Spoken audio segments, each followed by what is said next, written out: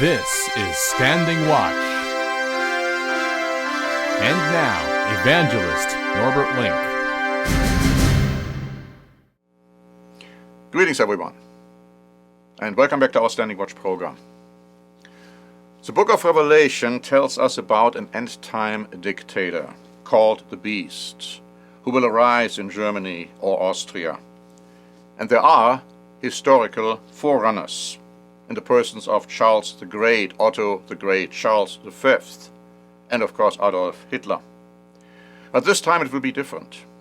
This time we read that the entire world, not just a few nations, will follow the Beast, adore the Beast, support him, and of course even worship him. We should be able to see that these prophesied events, that this prophesied dictatorship is being prepared right now. And again, we need to focus on Austria and Germany. And I will do so today by looking at lockdowns, by looking at mandatory vaccinations. The Ron Paul Institute wrote on November 18, "Across Europe, from Germany to Italy, governments are placing millions under house arrest for the crime of not being fully vaccinated. While there is no public health justification for the move, we know from experts such as the CDC director that the vaxxed continue to spread the virus. There is a distinct punitive intent. Those who do not follow the orders, as irrational as the orders are to be denied basic human rights." Haven't we seen this movie before? And of course the answer is yes, we have. We have seen it in Nazi Germany. We have seen it in Stalin's Russia. We have seen it in East Germany's communist regime and in other dictatorships. But most are blind. Most are brainwashed. Warning voices are being ignored. History is repeating itself. Terrible times are ahead of us. I'd like to talk with Austria's tyranny and dictatorship. The Associated Press wrote on November 19, "Austria announced a new national lockdown and a plan to mandate vaccinations, forcing the government to walk back promises that such blanket shutdowns were a thing of the past. Chancellor Alexander Schallenberg said those who did not comply would likely be fined." Now, God never justifies broken promises. This is ungodly behavior. The Austrian government was in no way forced to break their word. To break one's word is to lie, and liars will not be in God's kingdom. Thanks God for that. The Daily Mail wrote on November 19, "One of Austria's main opposition parties has warned the country is now a dictatorship." Herbert Kickl, leader of the FPO party, slammed Friday's announcement, branding it unconstitutional. "We have reached a level with compulsory vaccination that nobody actually thought was possible." And Chancellor Schallenberg accused the unjabbed of launching an attack on the health system. The FPO stance on lockdowns and mandatory vaccination is being condemned as attacks on the health system and the vaccinated, and the FPO is indirectly labeled as the enemy of the state. And most Austrians are swallowing it. The Austrian newspaper Wochenblick wrote on November 23, "Croatian President Zoran Milanovic is concerned about Austria. The fact that the corona dictatorship now provides for the compulsory vaccination of Austrians from February reminds him of the 30s. Internationally, Austria is increasingly becoming a negative example. The Nazis are coming back," headlines a Greek newspaper. Now, When Austria's dictatorial measures were announced, the German mass tabloid Bild warned that Austria's bad example should not be followed in Germany. However, that warning fell on deaf ears. So let's talk about Germany's tyranny. Deutsche Welle wrote on November 30. Merkel's designated successor, Olaf Scholz, is calling for a general vaccine mandate beginning in February or March. And he blamed the unvaccinated for that move. The question of mandatory vaccination is considered controversial in Germany, the article says, partly due to forced medical treatments during the Nazi era. But as I will show you in a moment, most Germans have forgotten the past.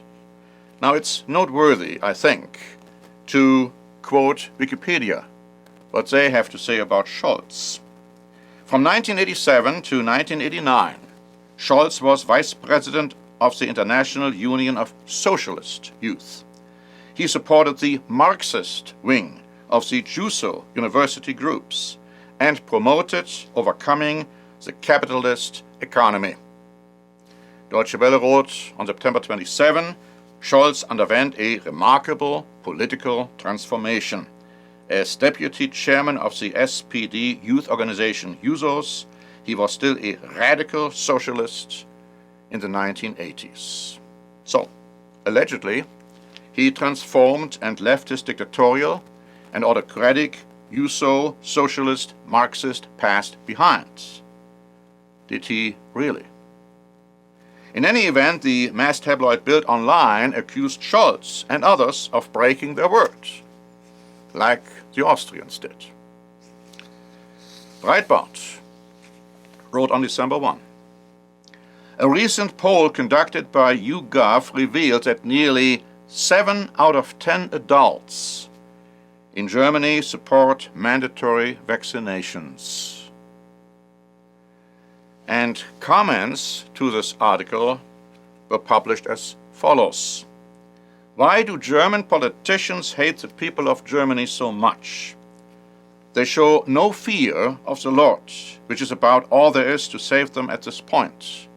But they fear the monster, which they have helped to create. The fear of the Lord is the beginning of wisdom. They have neither. The Associated Press and Breitbart wrote on November 30. Germany's highest court on Tuesday rejected complaints against curfews and other restrictions imposed by federal legislation earlier this year. The court found that the most controversial measures contained in the federal emergency brake legislation that was in place from April until the end of June were in line with the Constitution. Those included a 10 p.m. to 5 a.m. curfew and school closures. Now, how this could be constitutional is hard to decipher, and many legal experts are of a different mindset. But we know, don't we, that the beast will arise in Germany or Austria, and in biblical terms, Germany and Austria are one nation anyhow.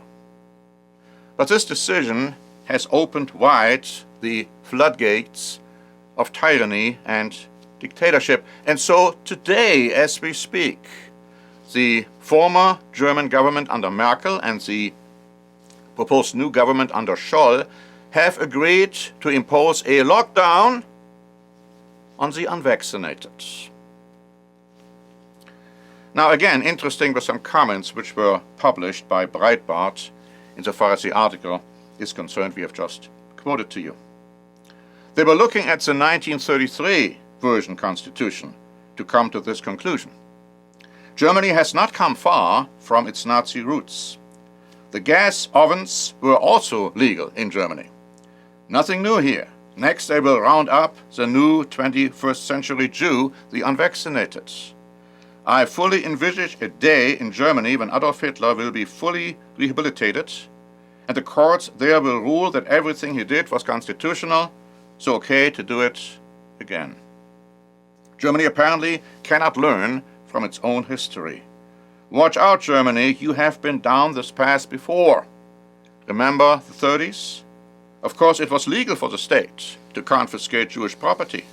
German law also found nothing wrong with concentration camps and the extermination of 6 million Jews. It's 1939 all over again, and the comments go on and on and on.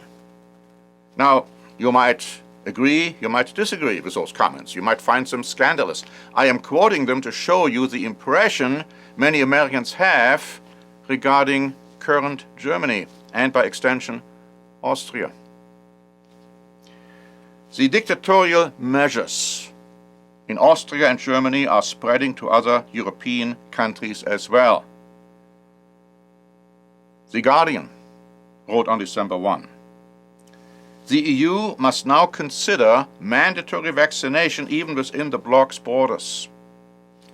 The European Commission President Ursula von der Leyen, who is of course German, has said, "There is growing momentum behind mandatory vaccination among the EU member states." And then on Wednesday, the European Centre for Disease Prevention and Control, an EU health agency, said the potential benefits of vaccinating children aged 5 to 11 should also now be considered. And of course, this would obviously include mandatory vaccinations of children in Europe. And so it goes on and on and on. Can we see how Austrians, Germans, Europeans, and the entire world are being prepared for the dictatorship of the coming beast power and its final leader or Führer? Revelation 13 has this to say. Verse 3, "The world marveled and followed the beast." Verse 4, "They worshipped the beast." Verse 7, "Authority was given him over every tribe, tongue, and nation." Verse 8, "And all who dwell on the earth will worship him." And verse 12, "The earth and those who dwell in it will worship the beast." Could it be any clearer? We have prepared 2 free booklets, the 10 European revivals of the ancient Roman Empire and evil empires and evil people. You need these booklets. They are free of charge. Please ask for a free copy. And until next time, this is Norbert Link for the Standing Watch program.